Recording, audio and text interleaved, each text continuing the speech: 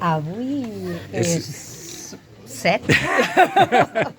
És 7 de març del 2023. Sí. I doncs la meva mare li heu fet l'honor de posar una aula de l'escola de cinema al seu nom, cosa que ens enorgulleix I que no m'esperava. terriblement la família.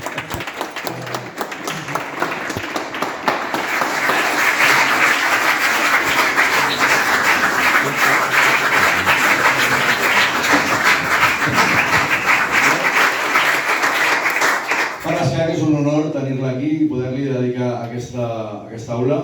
I, primer de tot, demano que el seu fill, Maurici, vingui cap aquí.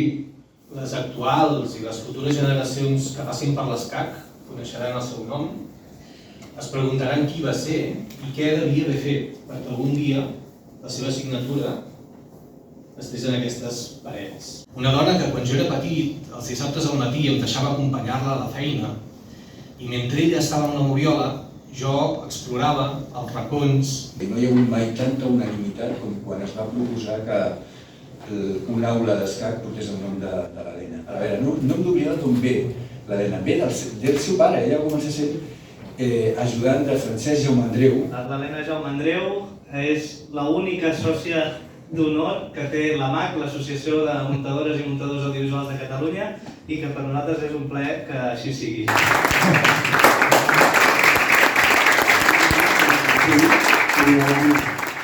Ser muntadora era que havia de ser molt amiga, molt, d'algun home. Si no, no podia. I clar, jo, al principi no m'agrantava, o sigui, feia la maleïda.